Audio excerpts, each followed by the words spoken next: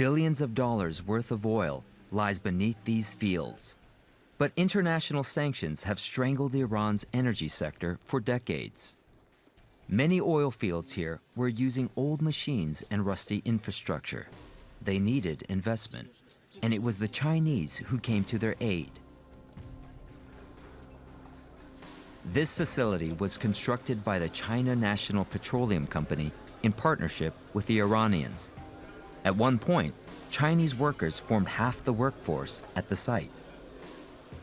There's some suggestion that the Chinese are importing around 1 million barrels a day, and with the barrel of oil at around $80 per barrel, even if you account for a discount of $4 or $5 on that barrel, you are still seeing more than $3 billion going into Iranian coffers from the Chinese every month.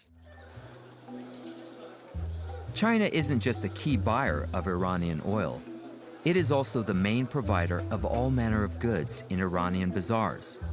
As sanctions were imposed on Iran, imports from China soared. Chinese machines also prevail in Iran's transportation network. The buses in Tehran are mostly from China. Chinese car brands dominate the road. And Tehran's metro system was built from scratch with Chinese capital and Chinese engineers. The train cars that run on it are, of course, also Chinese. Inside Iran's modern malls, Chinese brands are also at the forefront. Mandarin is a popular course in Tehran's universities. 节省，节省，服装。我很喜欢中国，很喜欢中国的历史、中国的文化。用"一带一路"，我们可以和中国人交朋友，还有帮助我们的经济。China represents about 30% of all of Iranian trade, and Iran represents less than 1% of Chinese trade. So it's pretty clear that China is the more dominant player. Whether China wants to use its influence with Iran is much less clear. That influence is debatable. China has been their #1 trade partner since, I believe, 2010 by a very large margin. At the same time, China's trade is not very impressive, compared to the trade it does with Saudi or the UAE, for example.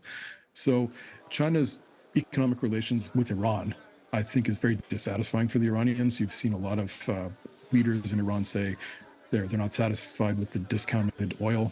They want to renegotiate the discount. They've been doing a lot of trade through bartering, and they're getting what they consider low-quality goods for oil. China's auto exports are flooding our market, and there's a lot of frustration in Iran with the depth of China's involvement in their economy. It's a very asymmetrical relationship. Despite years of sanctions, Iran has a sizable economy with an estimated $413 billion in gross domestic product, according to the World Bank. Iran, with a population of over 80 million people, is the 36th largest economy in the world. It holds some of the world's largest deposits in oil and natural gas reserves. Various reports have estimated Iran's annual funding to Hamas to be between $30 to $60 million. And it is not only Hamas that Iran funds. The Houthis are another part of a network of proxy militant groups and state actors in the Middle East, supported by Iran. Major actors in the network include al-Hashad al-Shabi in Iraq, the Syrian regime, Hezbollah in Lebanon, as well as Hamas in Gaza. They are part of an informal grouping known as the Axis of Resistance. These groups are united by their hatred of Israel and the West. The extent of Iranian influence over the Houthis is actually relatively indeterminate. Yes, we know that they've been providing them with equipment, but it's never been enough for the Houthis to take control of the whole of Yemen.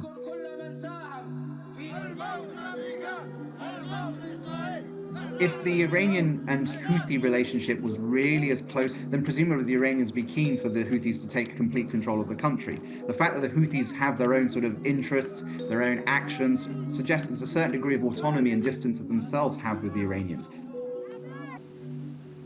Actions undertaken by the Axis of Resistance hurt the Chinese economy indirectly. In 2019, Houthis attacked a Saudi Arabian oil processing facility. They fired 18 drones and missiles, setting the facility ablaze. Saudi oil production briefly was curtailed pretty significantly. And what that meant for China, which at that point was, I believe, importing about 16% of its crude from Saudi, the price of oil shot up. And again, it was very brief, but the resulting price increase was costing China something to the tune of $97 million a day. Now, I can't imagine that in Beijing, they would look at the situation and say, yeah, we're going to support Iran, as it destabilizes a region where we get between 40 and 50% of our crude oil.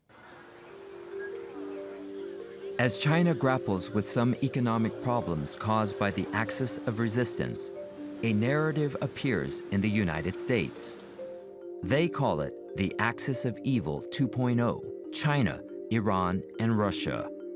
The term Axis of Evil was first used in 2002 by Bush while referring to Iran, Iraq, and North Korea after the 9/11 attacks. I think it's overdoing and overstating both the so-called Axis itself, as well as Chinese influence in the region.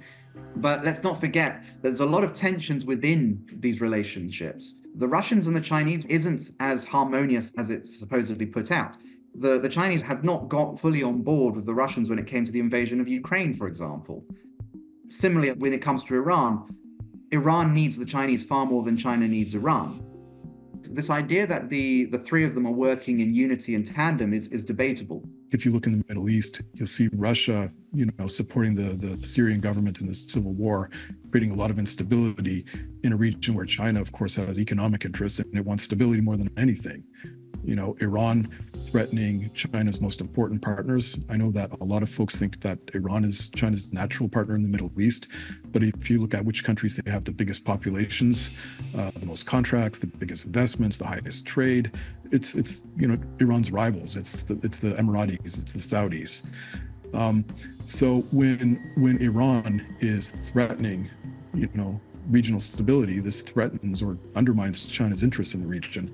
So to me, this demonstrates that this idea of an axis is a very thin one.